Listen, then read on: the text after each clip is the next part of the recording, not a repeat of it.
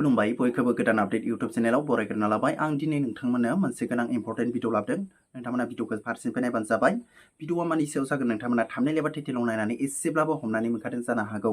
आं दिनै नोंथांमोननो खोन्थागोन जोङो आधार कार्डखौ माबोरै आपडेट मारिगोन आं नोंथांमोननो दिनै नैबे भिडिअनि गेजेरजों खोन्थागोन जोंहा आधार कार्ड वेबसाइटनिफ्राय मोनसे जोंहा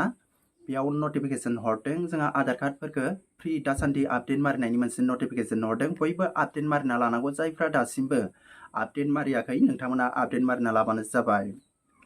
आरो जायफ्रा दासिमबो बे समावनो जायफ्रा आपडेट मारिया बेयाव माखासे लास्ट डेट दङ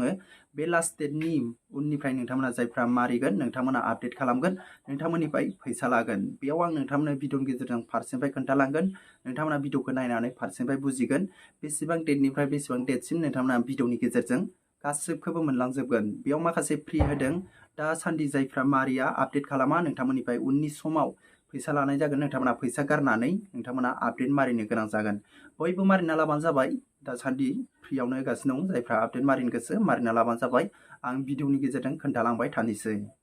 आरो जायफ्रा गोदान नोंथांमोना दिनैसो गोदान आपडेट यूट्यूब चैनलाव फार्स्ट टाइम भिजिट खालामदों नोंथांमोना अननानै चैनलखौ साबस्क्राइब खालामनानै होबानो जाबाय आं रिक्वेस्ट खालामो नोंथांमोनखौ बेफोरबायदिनो गोदान गोदान नोंथांमोना अनलाइननि भिडिअ मोनबाय थागोन नैबे चैनलनि गेजेरजों अब्ला लोगोफोर भिडिअखौ बारा गोबाव खालामनांला भिडिअखौ जागायसै नोंथांमोना भिडिअखौ नायलांबाय थाबानो जाबाय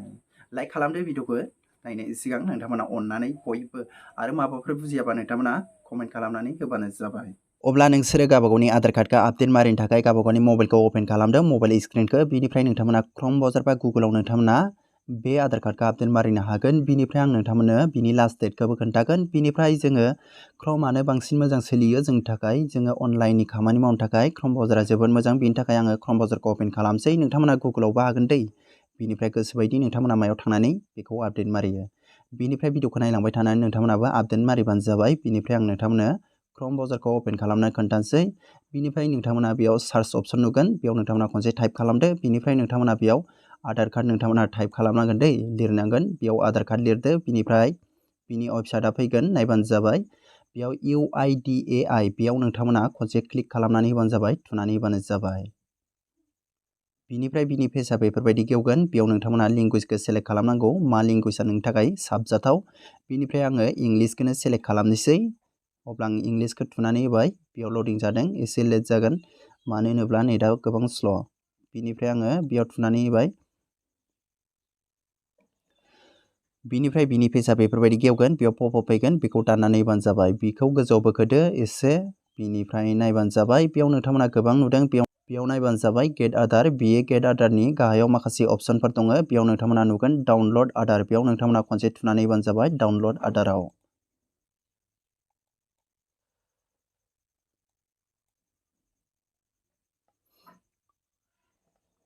अब्ला बिनि पेजआ बेफोरबायदि गेवगोन बेखौ गोजौआव बोखोबानो जाबाय एसे नोंथांमोना बेयाव नुगोन बिनिफ्राय डकुमेन्ट आपडेट बेयाव नोंथांमोना डकुमेन्ट आपडेटआव नोंथांमोना आधार कार्डखौ आपडेट मारिनांगौ बेयाव नोंथांनि माखासे प्रुफ लागोन आइडेन्टिटि बेयाव नायबानो जाबाय एड्रेसफोर माखासे डकुमेन्टखौ बेयाव आपडेट मारिनांगौ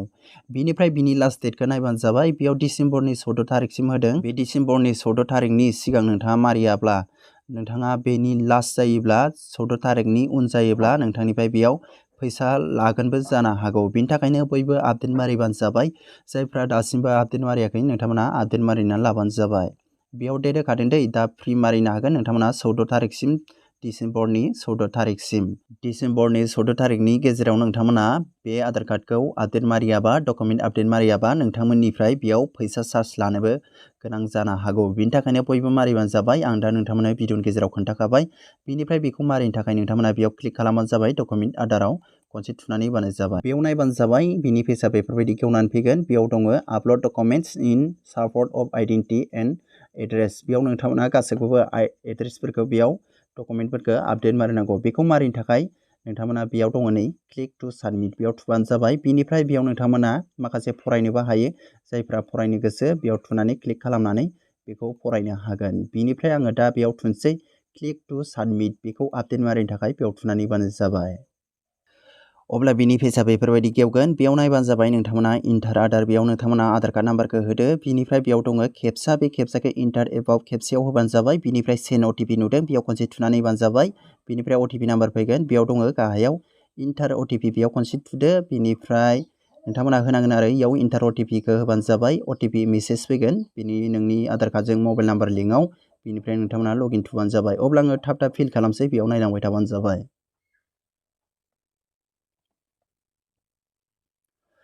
अब्ला नायबानो जाबाय आङो बेयाव आधार कार्ड नाम्बारखौ होबाय बिनिफ्राय नैबे केपसाखौबो बेयाव होबाय बिनिफ्राय आं दा थुगोन सेन्ड अटिपिआव खनसे थुनानै होनोसै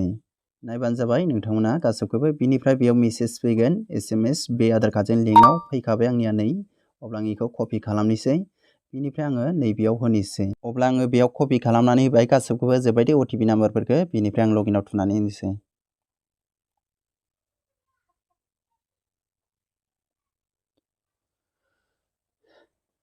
अब्ला नायबानो जाबाय बेयाव नोंथांमोना बेयाव डकुमेन्टखौ आपडेट मारिनांगौ बिनिफ्राय बेयाव गाहायाव नोंथांमोना नुगोन नेक्स्टआव खनसे थुनानै होबानो जाबाय लास्टआव ओरजाय बेफोरबायदि बेयाव नोंथांमोना मा आपल'ड खालामनांगौ बेखौ गासिबो खोन्थाजोबदों बिनिफ्राय आङो नेक्स्टआव थुबावनोसै अब्ला नायबानो जाबाय आंनि बेयाव गासिबो आधार कार्डनि डिटेल्सफ्रा फैदों बेखौ नायबानो जाबाय बेयाव दङ प्लिज भेरिफाइ इउर डेम'ग्राफिक डिटेल्स बेयाव नोंथांमोना गायाव बोखोबानो जाबाय गायाव बोखोदो बिनिफ्राय बेखौ दा भेरिफाइ खालामनो थाखाय नैबेयाव टिक मार्क होबानो जाबाय खनसे बिनिफ्राय इयाव नेक्स्टआव थुनानै होबानो जाबाय अब्ला बेफोरबायदि पेज खेवगोन बेयाव नोंथांमोना नुगोन बेयाव नायबानो जाबाय नोंथांमोना बे गाहायाव नोंथांमोना नुदों आं बोखोना खोन्थाबाय नै बेयाव नायबानो जाबाय बेयाव दं नै please upload proof of identity POI document बेयाव नोंथांमोना खनसे टाइप खालामबानो जाबाय नोंथाङा मा डकुमेन्टखौ बेयाव नोंथांमोना आपल'ड खालामगोन अब्ला आङो खनसे थुबाय बिनिफ्राय बेयाव दं इन्डिया पासपर्ट माबा माबि दङ दै नोंथांमोनाव जा डकुमेन्ट दङ बेखौ नोंथांमोना डकुमेन्टखौ बेयाव नोंथांमोना आपल'ड खालामनो हागोन बिनिफ्राय आङो दा बेयाव भटार कार्डखौ बेयाव आपल'ड खालामगोन बेयाव खनसे थुनानै होबानो जाबाय बिनिफ्राय बेफोरबायदि पेज खेवगोन बेयाव अकेआव थुनानै होदो बिनिफ्राय बेयाव नोंथांमोना नुगोन नायबानो जाबाय भिउ डिटेल्स एन्ड आपल'ड डकुमेन्ट बेयाव खनसे थुनानै होबानो जाबाय बिनिफ्राय बेयाव दङ कन्टिनिउ टु आपल'ड बेयाव खनसे थुदो बिनिफ्राय बेफोरबायदि खेवगोन बेयाव नोंथांमोना गोजौनियाव थुनानै होबानो जाबाय अब्ला बेफोरबायदि पेज खेवगोन बेयाव दङ नोंथाङा केमेराजों डाइरेक्ट साफायनानैबो हरनो हागोन बिनिफ्राय नोंथांमोना मिडियानिफ्रायबो हरनो हागोन बेयाव नोंथांनि फट' गेलारिनिफ्राय हरनो हागोन बिनिफ्राय नोंथांमोना भिडिअ बानायनानैबो हरनो हागोन बेयाव दंखायो नै डकुमेन्ट साइज सल्ड बि लेस देन 2 MB बेयाव नोंथांमोना 2 MB नि खालामजोबनांगोन बिनिफ्राय नायबानो जाबाय बेसे बेयाव JPEG बिनिफ्राय PNG बिनिफ्राय PDF जानांगोन अब्लासो नोंथांमोननि बेयाव डकुमेन्टआ आपडेट जागोन नोंथांमोना गोसोबायदि खालामनो हागोन बिनिफ्राय माबोरै जोङो 2 MB नि खालामनो हायो बेखौबो आं नोंथांमोननो एप्सखौ बे उननि भिडिअ लाबोगोन नोंथांमोना नायबानो जाबाय बेयाव नोंथांमोना गासैखौबो आइडेन्टिटि प्रुफफोरखौ नोंथांमोना बेयाव गासैखौबो आपल'ड खालामनांगौ नोंथांमोना खालामना लाबानो जाबाय नोंथाङा माजों खालामो बेयाव गासैबो दंजोबखायो नोंथांमोना खालामबानो जाबाय आं नोंथांमोननो बेखौनो लाबोबाय जायफ्रा रोङामोन नोंथांमोना दिनै बे भिडिअखौ नायनानै रोंसिगोन नोंथांमोना बेयाव आपल'ड खालामखांनायनि उनाव बेयाव टिक मार्क होदो बिनिफ्राय नोंथांमोना बेयाव नेक्स्ट थुनानै होबानो जाबाय गासैबो 2 MB जानांगौ दे बेयाव गासैबो लिरनानै जोबखादों नायबानो जाबाय 2 MB नि गासैबो जानांगौ अब्लानो साबमिट जागोन बिनिफ्राय आं सिगाङावनो बानायखानाय बिनिफ्राय आङो दा बानायथ'ला बिनिफ्राय आं नोंथांमोननो खोन्थागोन जोङो माबोरै फट'फोरखौ जिखुनु फाइलफोरखौ जोङो माबोरै 2 MB 3 MB KB माबोरै बानायो बेखौबो आं नोंथांमोननो भिडिअ लाबोगोन नोंथांमोना नेना थाबानो जाबाय उननि भिडिअफ्राव लाबोगोन आङो नोंथांमोना उननि भिडिअखौ नेनानै थाबानो जाबाय अब्ला लोगोफोर दिनै भिडिअ एसेनोसै आं नोंथांमोननो बेखौनो शेयार खालामना फैदों